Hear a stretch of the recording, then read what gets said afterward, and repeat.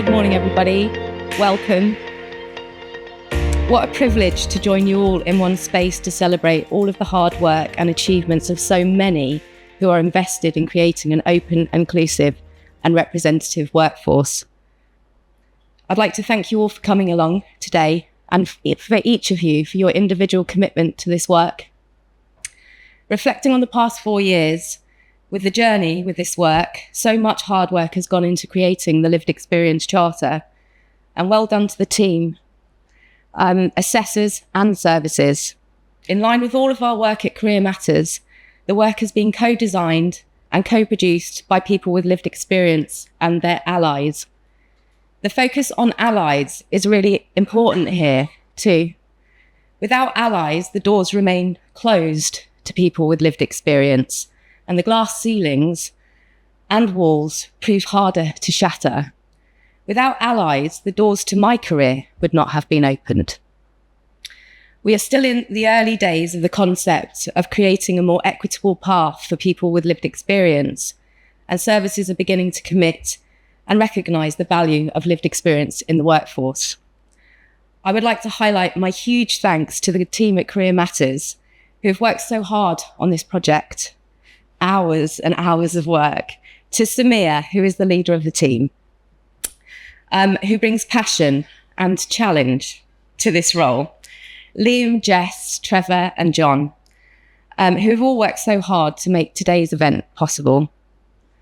I'm also delighted that the Career Matters Advisory Board are also represented today, including key allies in my life and mentors, Ed Nixon and Mohan Yagendran. There are so many people in the room today who've worked so hard to support this agenda, and I'm so grateful for your support. Kate Morrissey, Kevin Heffernan, Dave King, Glyn Thomas, Andrew Nichols-Clark, Weezer Gomraldi, and the list goes on. Today demonstrates that change is possible. This project inspires hope. And through this work, I have seen systemic change, policy change, and all of this works towards a better future for others with lived experience. Thank you all for your commitment and drive to support people with lived experience. I hope you enjoy today's events, take the chance to network and hear the incredible journeys of so many individuals, allies, and employers in the room. Thank you.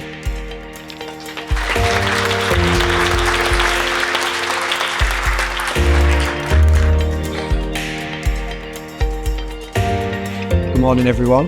It's lovely to be with you in Liverpool today. My name is Dave King, and I've got the privilege of being the Head of Health and Justice Commissioning for NHS England, and I cover the North East and Yorkshire.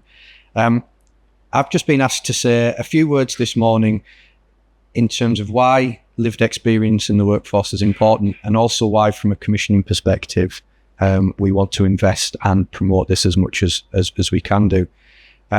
And I think the first point that I always like to mention when I'm asked a question such as this is, we all have lived experience. We all got unique experiences that we can bring into the roles that we have, that we've got the privilege of undertaking. I've been given opportunities to utilise my lived experience, and I like to make sure that I can provide that to everyone else. And I think that's sort of the bedrock of just the next 5 minutes that I want to talk about, because I think it's really important that we don't lose sight of that and what makes us who we are, and how we can then provide people opportunities to really express that themselves. And as I was writing just a few little notes on Monday to remember what it is that I wanted to cover, it also made me think of the values of the NHS that we're trying to promote. And actually, when you're looking at what lived experience brings, it really chimes very closely to what those values are. And I think that's something that we need to be very proud of and to celebrate as much as we can. So the first thing that I was thinking of was around how having lived experience and being able to utilise that and bring that into the workforce, whether it be from a health perspective, whether it be trying to navigate the pathways through the criminal justice system, and whether it be putting them the two together and trying to navigate the even more convoluted and complex pathways that we may put in place. It's empathy and understanding that people with lived experience bring, which provides a unique opportunity to engage with people, relating to those who were supporting, those that we're providing care to be able to create that connection and ultimately trust. We need people to trust in the care that we're providing, that we've got their best interests at heart. And so having that level of empathy and understanding is absolutely vital. We talk a lot about holistic care as well, and the ability to wrap support around individuals. And I think if you've been through things, whether it be again from a health perspective, criminal justice, whatever it is, you've got a more in-depth understanding of what that holistic care can look like and what people's needs actually are. So you get a different sight of a person and you can build a relationship through that. And ultimately, it leads to people feeling the compassion that we're trying to ensure that we provide. And again, that's one of the core values of the NHS. I was reading a report around Reconnect. I know we've got Reconnect services. They've been real, an important part of engaging lived experience in the workforce. I'm really proud of the work that's happened across the North East and Yorkshire from a Reconnect perspective, utilising lived experience. And how that advocacy is really important when we're working with people on either side of a prison gate. When you look at the different requirements that are put on people as they leave a prison establishment or try and navigate not going into working with probation through all of those different routes, that there's insights that help people navigate that system. But there's also insights for people such as me who are in a privileged position where we can try and enact some change to help on a broader scale and actually advocate on behalf of a patient group to us and say, you haven't got something right. This is why. This is what we could do about it to change it. It's really important that we hear that from both sides, and that advocacy, that real world experience is absolutely vital to us to keep moving things forward and developing. Within the workforce, there is so many different challenges as well. We can't escape the fact that there's a lot of pressure. There is a lot of stress. There's a lot of vacancies depending on what part of the system that you're working in.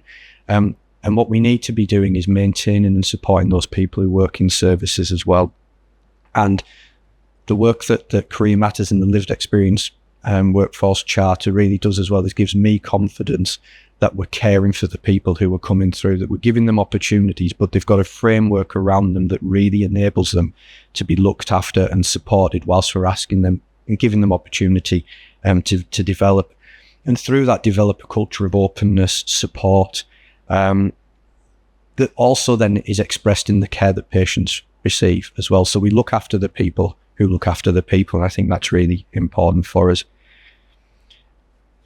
I mentioned earlier about being able to influence people like me, and I suppose that's one of the key things. We're all learning as we go through this. We learn every day about how we can change things, what may not be working, and that challenge, that learning that comes back to me is really important, and how we really drive authenticity within this.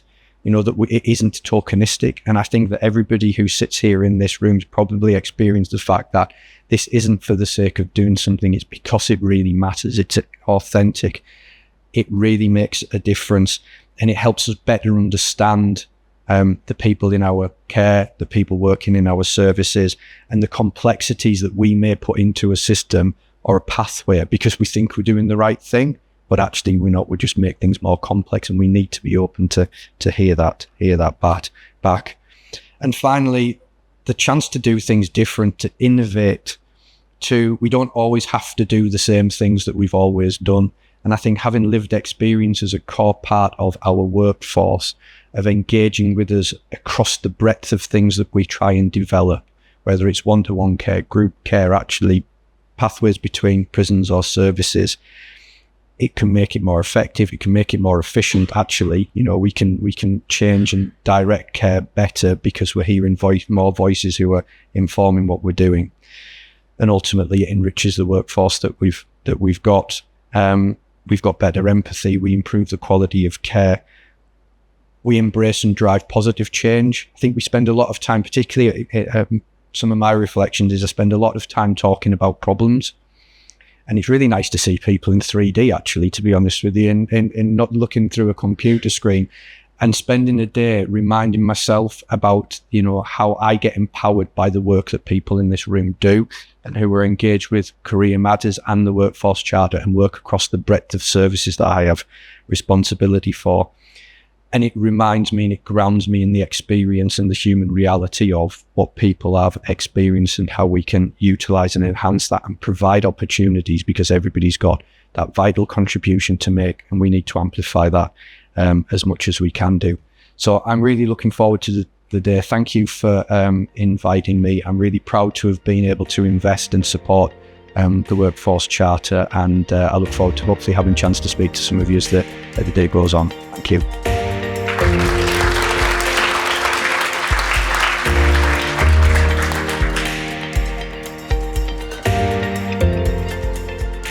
So hi all. So thank you, Dave, and thank you, Hannah, for such a wonderful speech. And I think it's really inspiring to see so many services here today that have gone through the process of the Lived Experience Charter.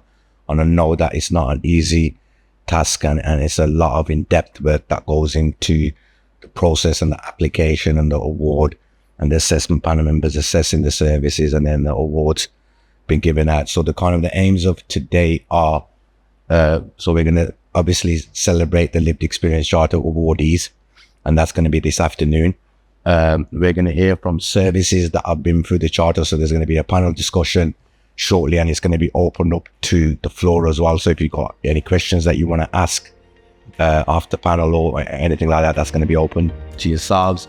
And there's going to be a panel discussion. There's going to be 2 panel discussions, and then we're going to have 1 panel discussion, then a break, and then another panel discussion. So I'm going to hand it over to Martin. Thank you very much.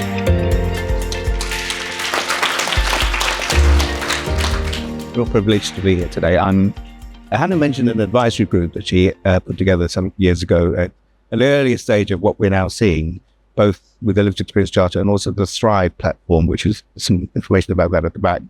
And there's 4 of us who've been working with Hannah on this: Ed, myself, and 2 other people not here, Alistair and Alex. It's real been like all these things. When you're helping someone else, you realize you're learning more yourself, right? And all of us have been learning so much from the work that Hannah, Samir, and the whole team have been doing. And this too is learning from me. My day job is in a very different field. I'm an executive recruiter, and I do headhunting the clients. Some of it here, some of it in the past world. So I come from the employment angle. Let's just say, have each of you say something about you and your name and where you're coming from, and we'll run through some themes that relate to your own experiences with the Lived Experience Charter. I'm Paul. My name's Paul, and I've come with Julie, my colleague. We're both Lived Experience, and we work with in clustering course, and I've just started working in the 2 Liverpool prisons. I've done my key training yesterday, which I'm really happy about. It took me 18 months to get to that point. But we've learned so much from Career Masters, from Samir, because when we first went for our bronze award, which was like about 3 years ago, I knew a lot about lived experience, but realising that I knew very little. But we've learned so much, and our managers have learned so much. Paul, don't spoil the punchline. We'll come back to some of these things. Okay, sorry. Okay, no, that's great. Yeah. All right, thanks. So I'm Liam. I'm the head of criminal justice at Rethink Mental Illness. We've been part of the charter now, involved with the charter for the last couple of years, and it's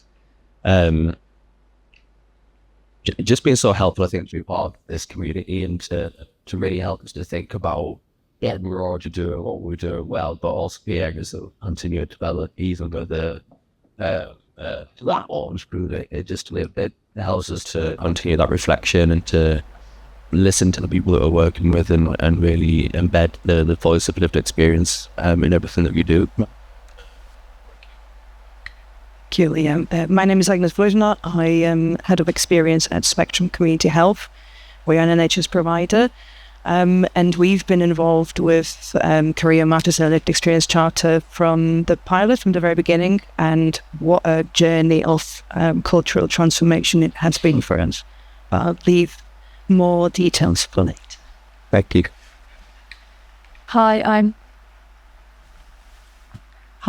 Rachel Ozanne. I'm Director of Programmes and Partnerships at Women in Prison. So we work with women in the criminal justice system, in the community and in prisons. We did the charter last year, and we kind of entered it to give us that opportunity to do a bit of a deep dive really around how we were kind of recruiting and supporting people with lived experience. It definitely gave us that. I think you don't often get that opportunity, do you, to take that time to really kind of in depth look at all of your not just your sort of policies, but also like sort of staff's experience. So yeah, we kind of did well in it, but also had some development points. It's been, such an important journey for us. Yeah, hi everybody. I'm Jamie, and I am from Changing Futures in Surrey, and we got an award in March for silver, and we were very, very pleased with that. I think, like the other guys have been saying, I think it showed us how we could improve. It was a really good thing to evaluate what we were currently doing, and look at improvements and look at the recommendations that the guys gave us. So, I think there's lots of work for us to do in Surrey, especially with culture change and value in the lived experience and the richness and that kind of brings. So it's really, really kind of chuffed to be asked to be on this panel. Don't often get asked to do much things like this, so thank you, Samir. But yeah, just really, mirroring what the other guys have said, is it's a really amazing platform to really work from. And just sitting here and chatting to the guys on the table is that, I'm from Surrey, from Sheffield, from Lancashire. It's a great networking opportunity to share ideas, but also continue to learn and develop and evaluate going forward. Because I think someone said around, I think it was Hannah saying about having allies, and the more allies that we have, and the more people that are really understanding what we're trying to do and what this brings to the table, is just so important in my eyes. So I can go on forever now, but So let's just talk about recruitment, particularly those from with lived experience. Can each of you perhaps home in on something particularly that you feel you'll be able to get done, whether it's through the charter or broadly in your own organisation on recruitment side? Do you want to start? I can. I think for us, there was something around cultural change, which I mentioned before. I think learning from the other organisations that have introduced peer support, lived experience specific roles, and the evaluation that came through it in the very early stages around making sure that people with lived experience are part of a team, that they are recognised as being part of a system. And therefore while we're striving to introduce roles with lived experience, and we have done within some of our departments, we've also focused on making sure that all of our jobs are inclusive, all of our job adverts are inclusive, and they have very specific inclusive language that we have co-produced with our colleagues with lived and done experience. So that was the kind of first really important, strong message for us that we wanted to get across, that there is a space for everyone within our workforce. Words. I think it's really important to co-produce these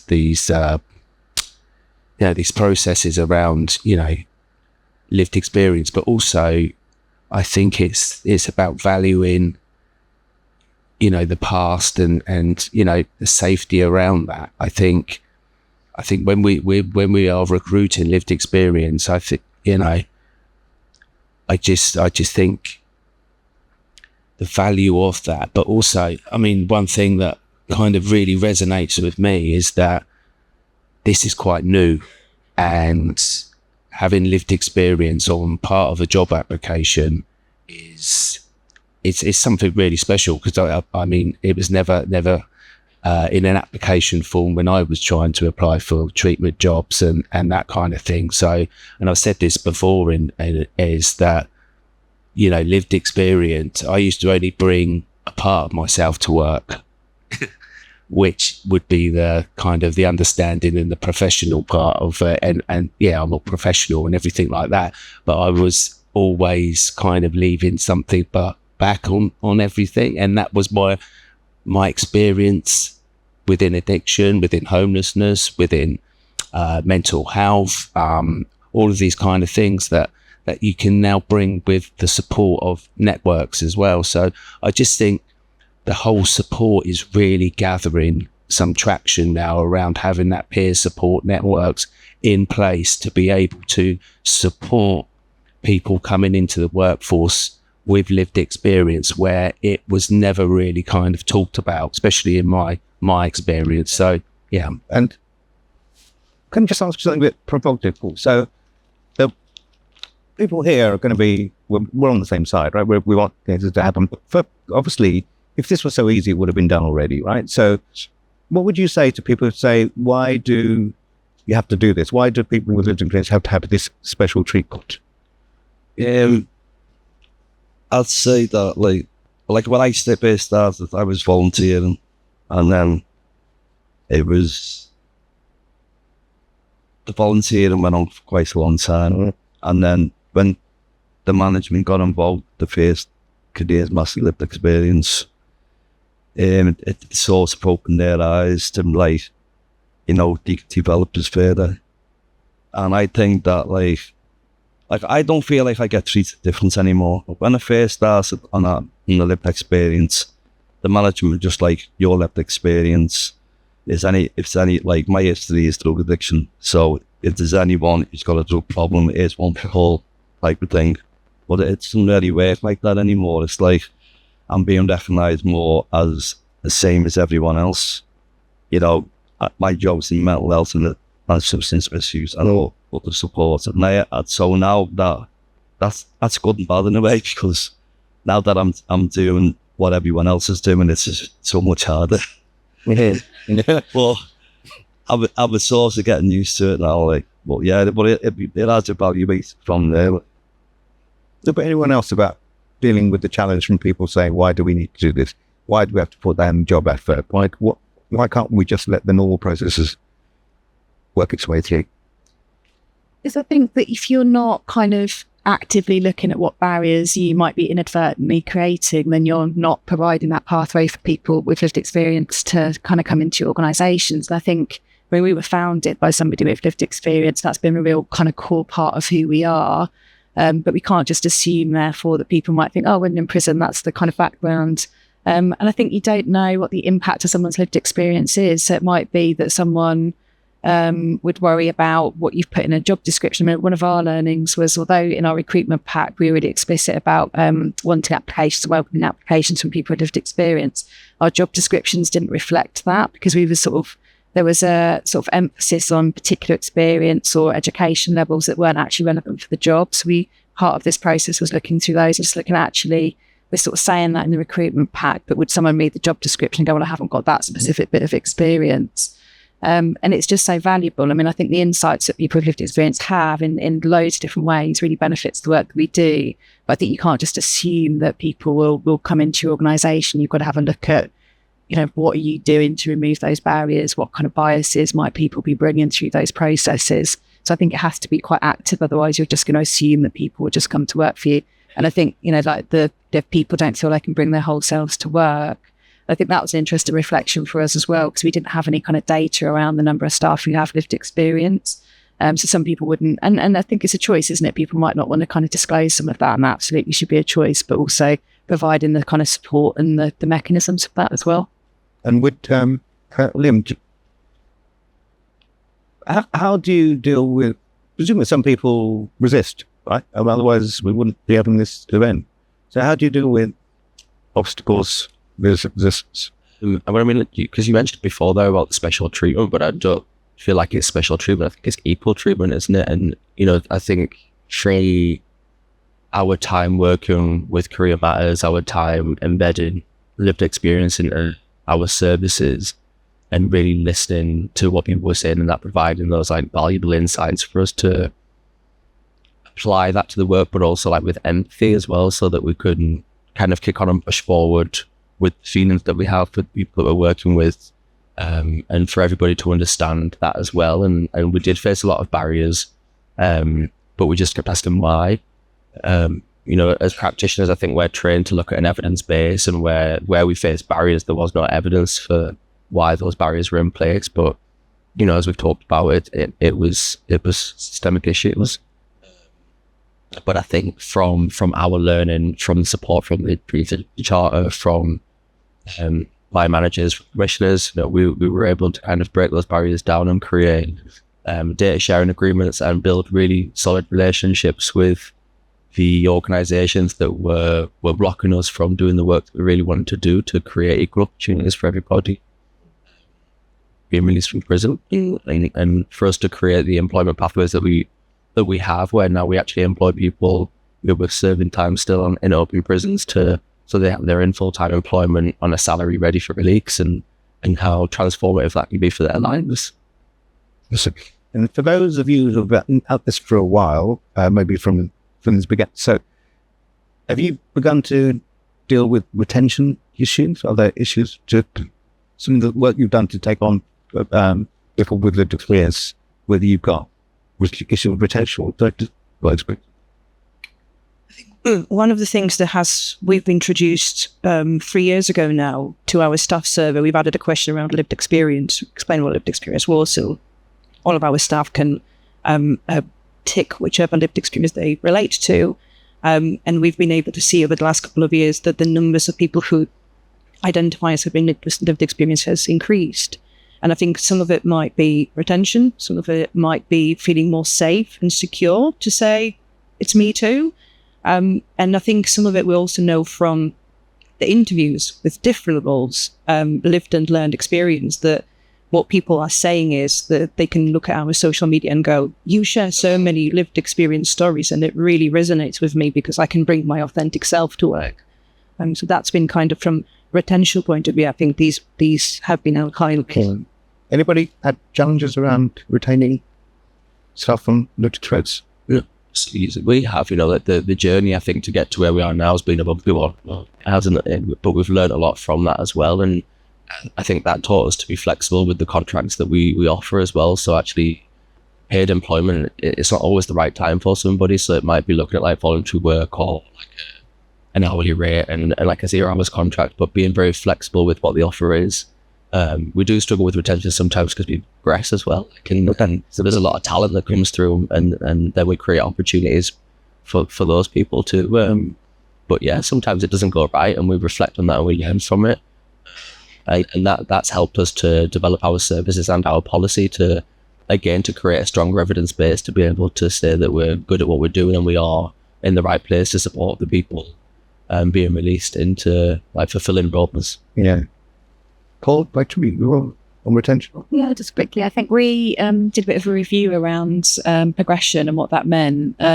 So partly that's kind of having access to different leadership programs. We've had a couple of staff do the Elevate leadership program and some other programs, but also where people wanted to develop specialisms and what that looked like. 'Cause it's not always progression, it's not always into leadership, is it? So we did a bit of a review around that. I think one of the issues we have is around vetting.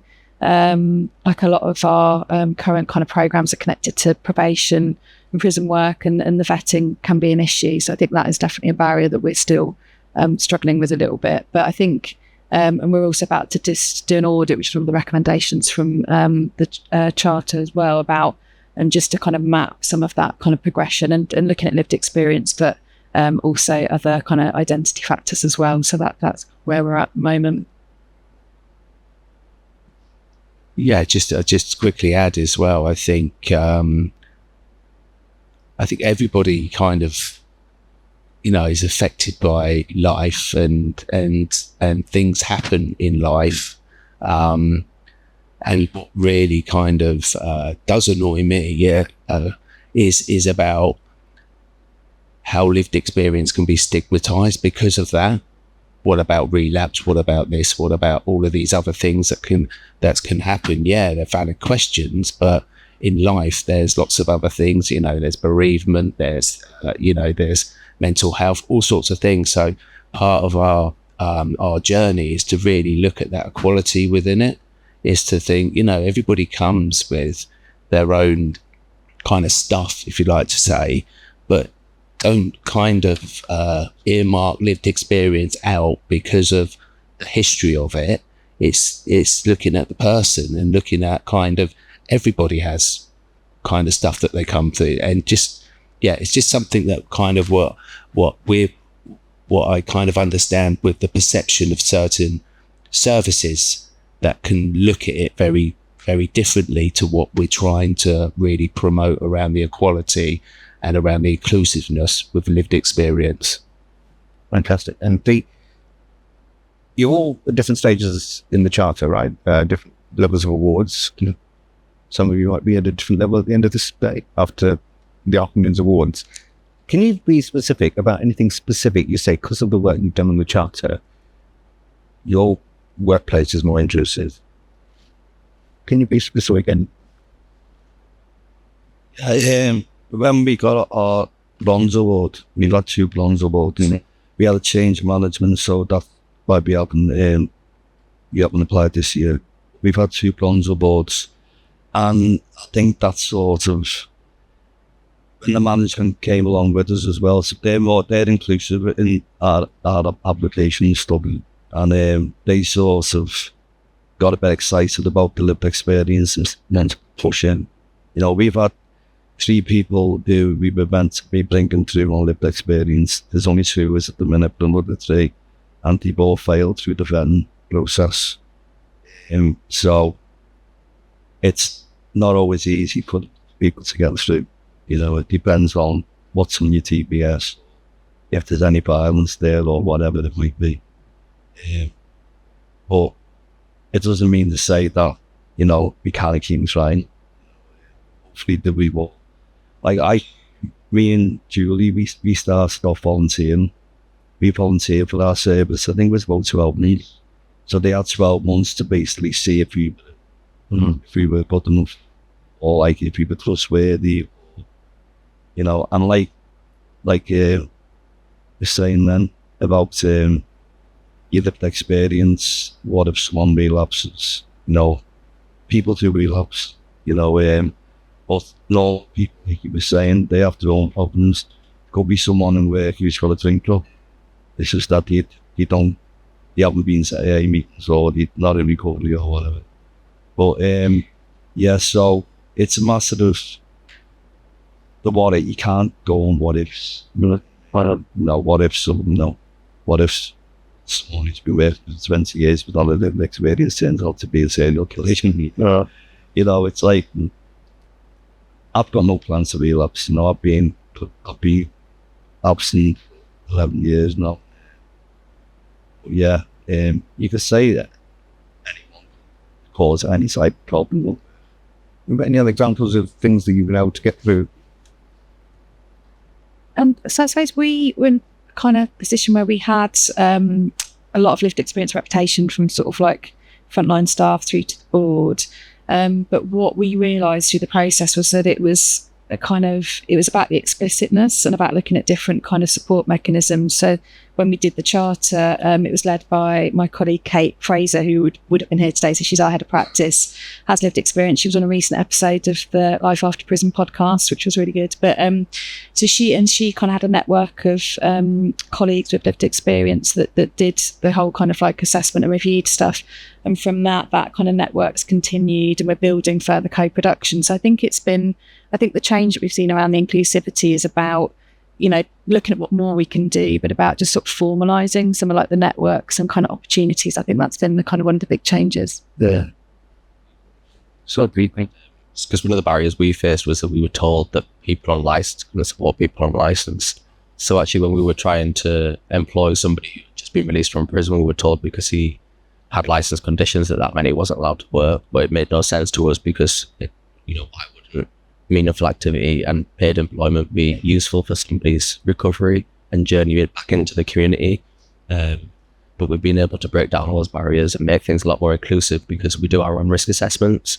We built up relationships with the organisations that were creating the barriers, and we looked at the person, the individual, and that we know that from our time working in custody and transitioning people back into the community, that risks follow people on paper, but that doesn't mean that necessarily they are a risk.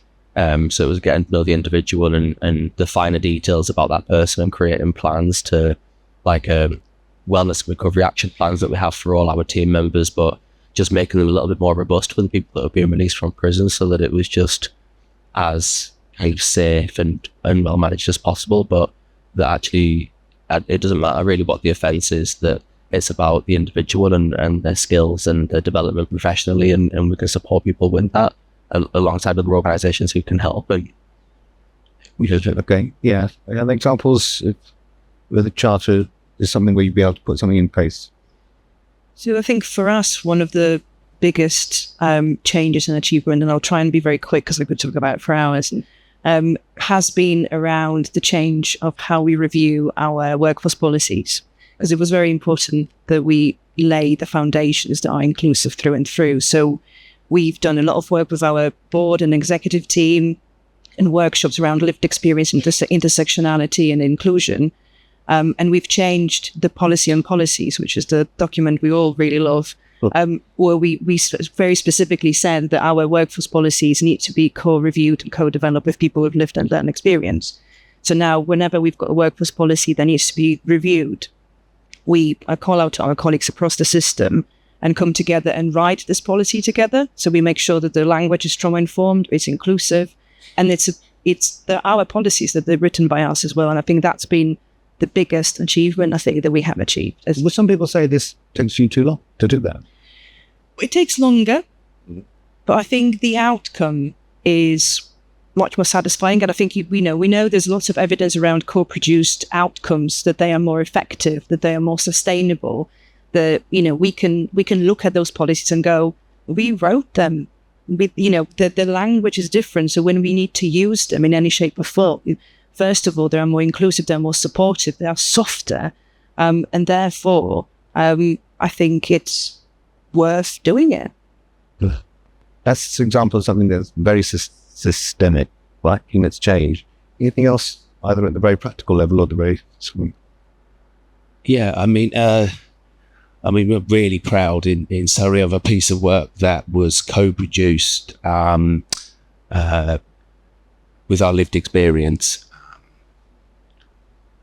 around the joint strategic needs assessment, and it was around multiple disadvantage, and that's what Changing Futures, that's what we're commissioned to look at. And it was an extremely positive kind of exercise to look at how our lived experience and the value of lived experience within producing a strategic document that has recommendations and a 5-year plan with it. Now, the co-production part of it was what we really looked at, was the energy within the system, the pushback. The governance was it was with the lived experience, because we were watertight around the methodology. We were, made sure of everything was kind of done the right way, as you should anyway, but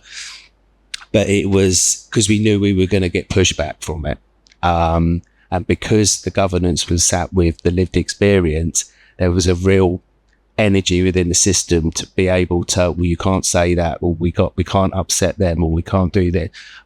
So it was a really interesting piece of work, and I think through that, and what the charter did as well, was give us some credibility around kind of what we were doing within Surrey, but also enabled us to really get on board with this. And I think that the result from that has just been really, has landed really, really well within it, because the value of lived experience again has been set up another notch of what can be achieved when things are genuinely co-produced. Catch-away, 100%. Just really listening is something really interesting. Yeah. And I think that sort of policy work. So we've just been developing our new strategy this year, and the kind of lived experience was embedded throughout that. And I think there's been, and there's sort of similar work around our values and just changing the focus around our policies. So it is a long process. I'm kind of doing that kind of gradually, but I think that's, another kind of internal change. And for each of your services, where next with the charter? Is that what you call?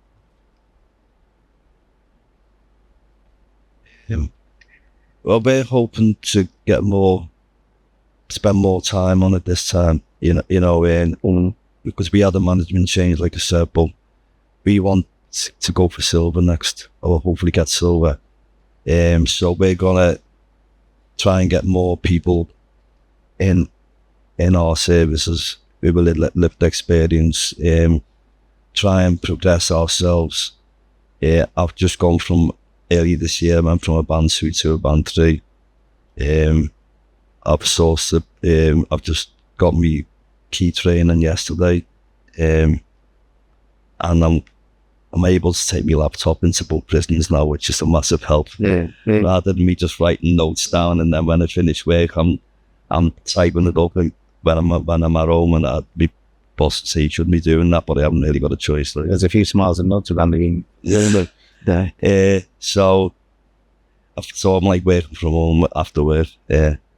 But it's like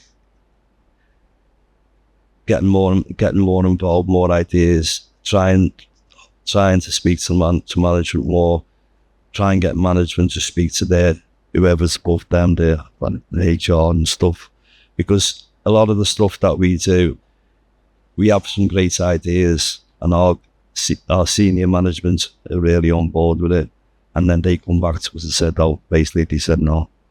So we're not getting to speak to them. Basically, we've got to go through someone else. So, it'd be easier if we could sit around the table and actually speak to these people so they could see us, get some little something. But that's the next time. Okay.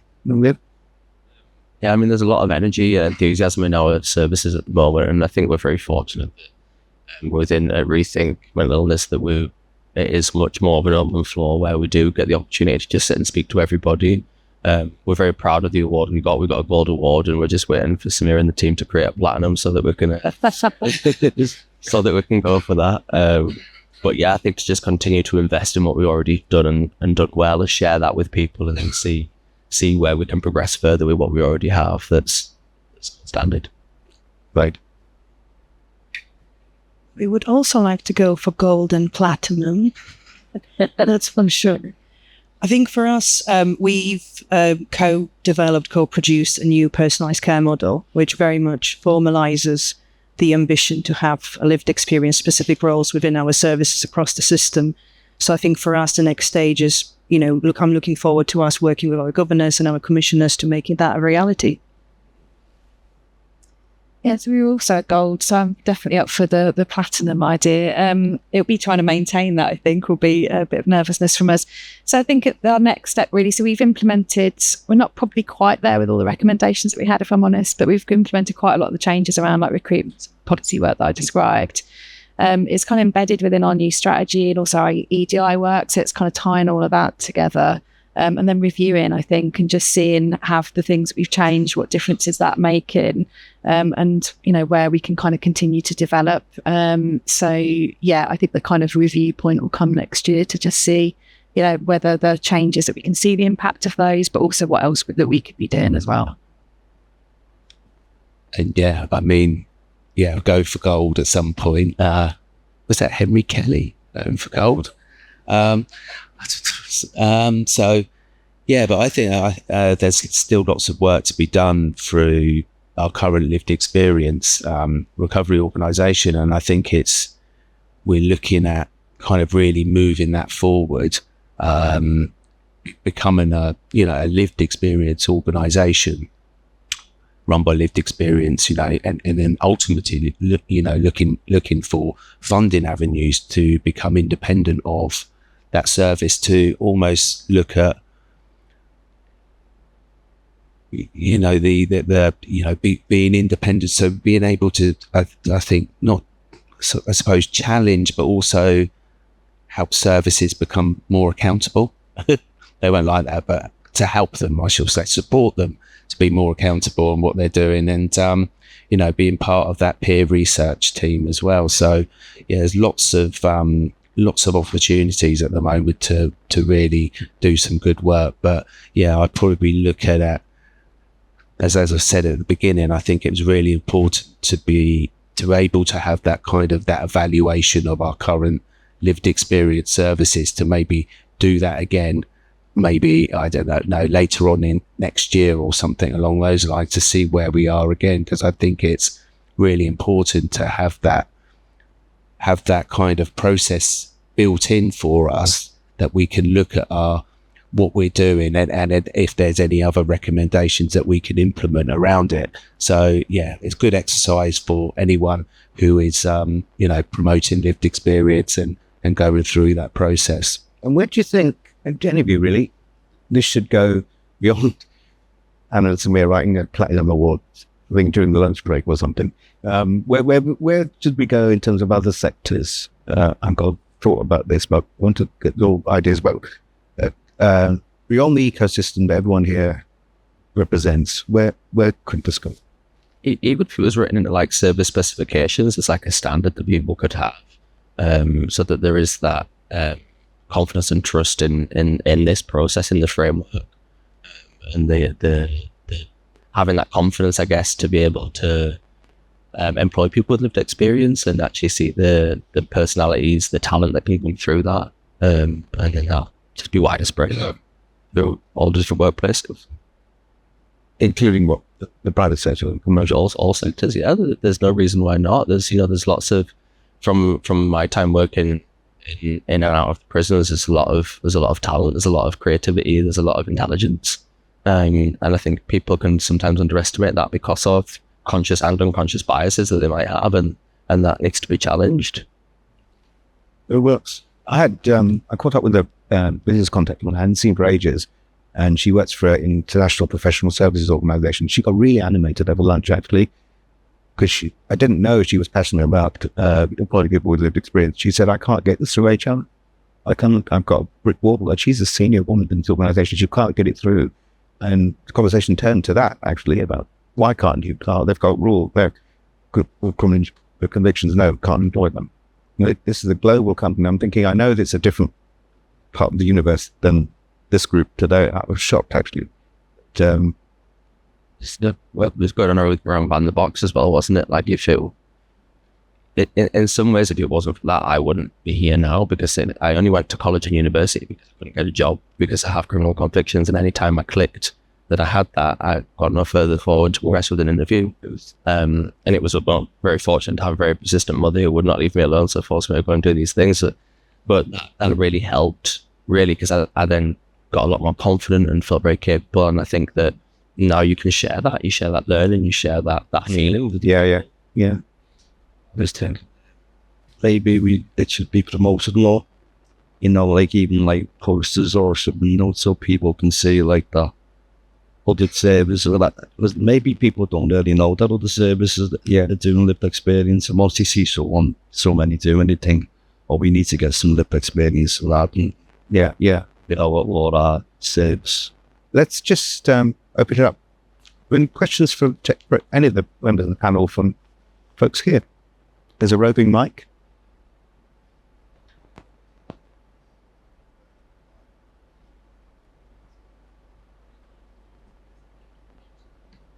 Just wait for the mic to get to you.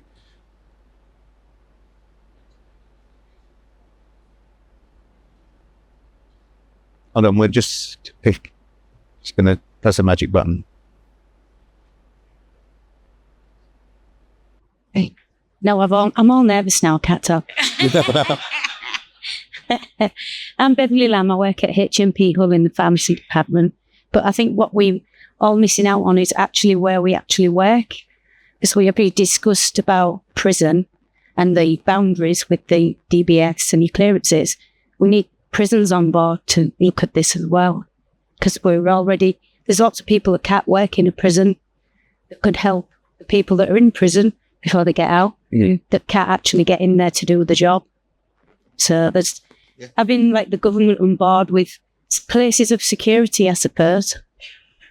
It depends as well, though, because some of the relationships that we have, very fortunately in the Northeast, we have been able to take people back into custody to do like peer-led discussions. And actually, I think that this is the problem we face, is that it's inconsistent everywhere. You know, that there is, again, it's that the conscious and unconscious biases that we're faced with, because actually dependent on the relationships you hold, depend on the opportunity that you have to push forward with the work that's being done. But it would be good, I think, if things were standardised so they could see the value in this. Prisons have different security. You can go to one prison, it's totally different to another, and they're not following the same pathways. You could have somewhere that's really inclusive, and there's areas that they're absolutely, it's a no-go. So that's what big the sort of probation as well. I think we do struggle there. There are sort of barriers with some recruitment of staff, and it's I think the kind of vetting isn't as clear as it could be. So I think people are sometimes kind of applying for jobs where actually they're not going to be vetted, and we can't say that because we don't know. And it's just, I think that kind of process then is, the impact that has is really concerning. So I agree. I think prisons, obviously, they just all vary, so that's just inconsistent there. But I think, within sort of probation contracts we have, it talks explicitly in the contracts about the importance of recruiting people with lived experience, but then the whole kind of process doesn't necessarily support that. So I agree. I think it does need that buy-in from HMBPs. Any other questions? Sure. That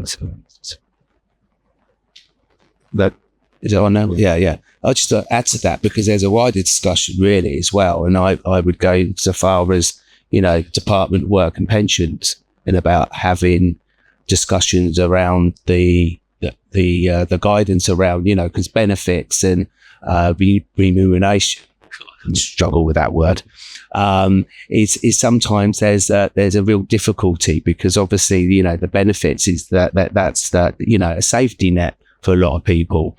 And to come off of that is something quite, it's a place of safety. So that, there's a lot of fear attached to that as well. So that I'm just thinking where we're looking at conversations with DWP around how this process can be better, especially for people with lived experience coming through that, is having options available where it can be a lot more flexible.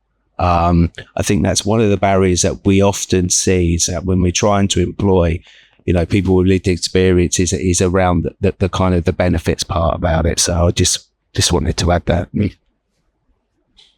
Question back. Yeah, my name's Sean Cox from FC Trust. You hear me? Yep.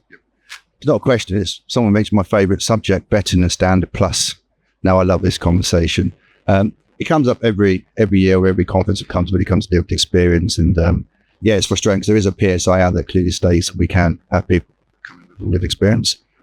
One of my sort of subject matters, where we've got staff that are allowed to go in there but can't draw keys, but yet they were allowed to go in there and draw keys until security or change of governor happens. There is a lot of inconsistency, and we've got to put about 20 odd staff across the country that go in and draw keys. So it's really good piece of work.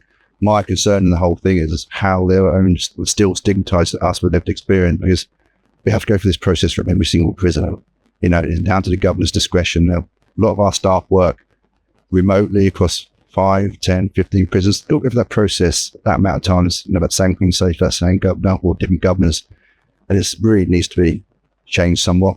Now, I was privileged to sit on the steering group to try and change the PSI, which meant coming out later this year, but we're waiting to see on that one.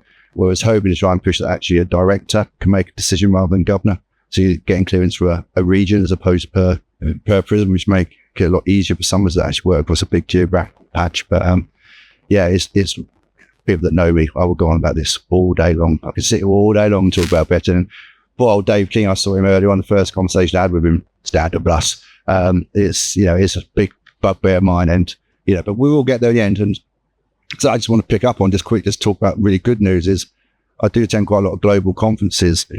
We are the only country globally that allow people with lived experience back into prisons. We are way ahead of the field out there globally, so we have a lot to be proud of as well as sort of need to criticise ourselves a little bit as well. So just want to share a bit of good news that we are leading the way globally on lived experience, or certainly in the custodial setting. Yeah. Questions? Sorry, I just want to add to that, in that even if there's a PSI, like local vetting points of contact don't know the rules, even when you try to explain it to them. And the governors work by different, like we've got very supportive governors in the prisons that we work in. But even before we get to that stage, like DBSs are a nightmare. So retaining people, like brilliant people with lived experience, waiting for their DBS to come back. I'm not saying I'm brilliant, but my DBS took 10 months to come back because of my lived experience, whereas my colleague was about 24, 48 hours. So our challenge constantly is how we retain and enable people who are brilliant and who could bring so much like value and insight to the prison workforce, but how we keep them engaged and in paid employment until that point where we can begin the vetting process, which might go either way. So I think it's bigger than just our prisons and our governors and our vetting clerks. I think that systemically there's work to do in the way that we, and like risk assess is just such a word that people with lived experience have. Like we're always assessed on our risk, like are we a risk, are we a risk? And it's really is, are we like just reframing the language around people with lived experience and risk, because I think that that's quite demoralising. So yeah, I'm just saying, look, there's bigger challenges. It's not just the local governor or whatever, or the PSI. Like our DBS process is really, really bad in people with lived experience. I think it's even the language that you're just thinking about how you use the DBS. I think we've come across before people that we've worked with, and they'll fail the DBS, and it's not a pass or fail exercise. We know that people we're employed are going to come back with convictions, and I hear what you're saying around like the risk assessment and the language, I guess, being more sensitive around that. But it's just an open conversation, isn't it? That you're saying that we want to employ you, we can employ you, we'll employ you while we're waiting for your DBS to come back. We know it's going to come back probably with a few things on there, but we'll work with you with that, with any organisations that you're working with. And again, like you already know the details. So whether the DBS takes a month or 10 months, it doesn't matter. It's just the details on there that you need to know, and getting your organisation on board with that as well, so that your HR department will support you to employ people even while you're waiting for that to come back. That kind of doesn't really matter, even when it does. So, this quite the season was. Well, I was just thinking to myself then, if I was a governor, which I'm not, by the way, like one day, and so I comes to my desk and said that these people with lived experience want to come and work in the prison, I'd probably be like, okay, should I be doing this? What have they done? Is there any guidelines? Because like someone mentioned before, governors probably don't know themselves really, how far to go with it and what to do, and there should be more like a set of, I don't know if there is a set of guidelines in place for that. Yeah, sure. I think it's one of the learnings from our organisation, from Spectrum, where we've managed to attract talent with lived experience. And I know that we talk about vetting and standard pass a lot, but I think we need to continue talking about it, because even the process itself can be re-traumatizing for people, because it takes a long time because of the questions that are being asked, and the pressure and unknown and not having an answer for a very long time. And I think that's where we've lost sometimes talent within the process because of the length of time that it took. So I think there's something about trauma-informed process that needs to be in place when we do encourage people with lived experience to come and work for our organizations. The processes aren't trauma-informed. Question in the back. Hi, my name is Kelsey. I'm the admissions lead at the Nelson Trust in Gloucestershire. My question is just about development of people with lived experience, because we've spoken a lot about recruitment of people with lived experience, but how do organisations kind of retain them and develop them? Because I think, what we have noticed is how frustrating it can be for people with lived experience that feel like they're in an entry level role and they're not going anywhere. And that in turn can lead to people leaving rather than a relapse, or rather than commit crime, or whatever the stereotype is. So how do organisations kind of develop and maintain their lived experience staff? Yeah, we've done a big review on that to look at kind of there's sort of core training that we need to provide, and then those progression opportunities. I think some of the feedback that we had during the charter, our kind of internal review, was about people taking some of the opportunities that are available and being more, being more proactive in terms of different opportunities for people with lived experience. I think sometimes people were holding back from putting themselves forward for stuff that they could have done. So that's something that we've changed, and about having kind of personal plans. So it's just sort of looking at where do people want to get to.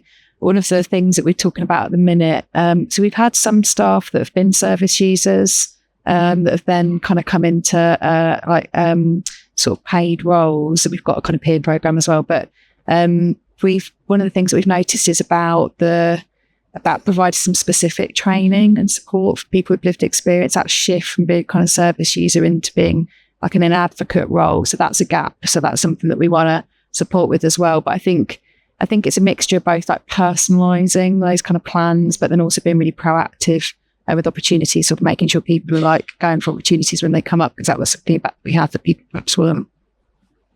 Let's do it.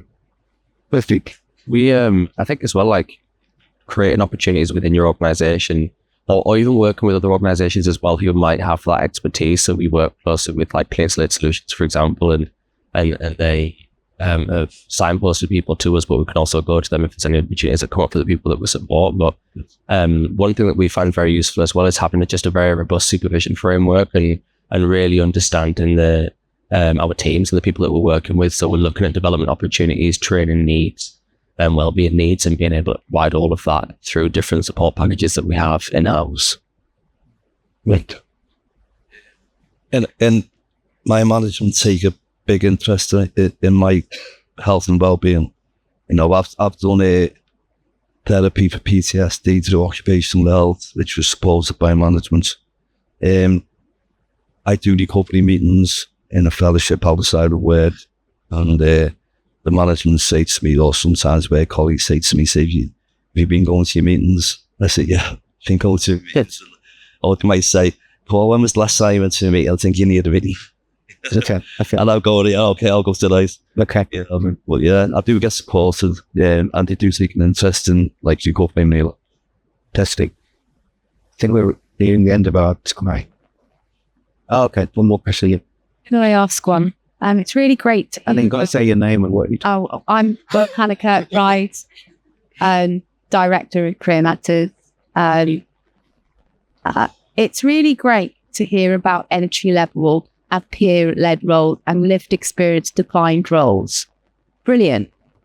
But we've still got this kind of glass ceiling. I'm a senior leader. I go to meetings and government meetings, steering committees, and very often there are entry-level lived experience representatives, but no leaders. And so one of the questions I've got is, have you got leadership lived experience in your organisation? And obviously that's part of the gold award criteria, so it's important. But also I just wanted to make a point that NHS England has, if we believe in rehabilitation of offenders, right, and as a person with lived experience, I have a quite lengthy DBS in my earlier years. But if I wanted to be a director in the NHS, I can't, because there's something called the fit and proper person, right? So I'm not a fit and proper person and I know of other people in the NHS who would be incredible directors, but who can't have those jobs because they've got one single offence on their record. So I guess I want to encourage that we need to get more people in leadership positions, because that is how we will create more change, because we have to rely on allies who've got privilege of getting those positions often. So I guess my question is, have you got people in leadership roles in your organisations? I know a couple of you have. And what is your thoughts on the fit and proper person regulation? It's a great product. Unless you want to go. Can do. I think this is a very difficult question, I think. It's not a difficult matter, but it's very close to my heart. I'm a person with lived experience, not a criminal justice system, and I'm in a leadership role.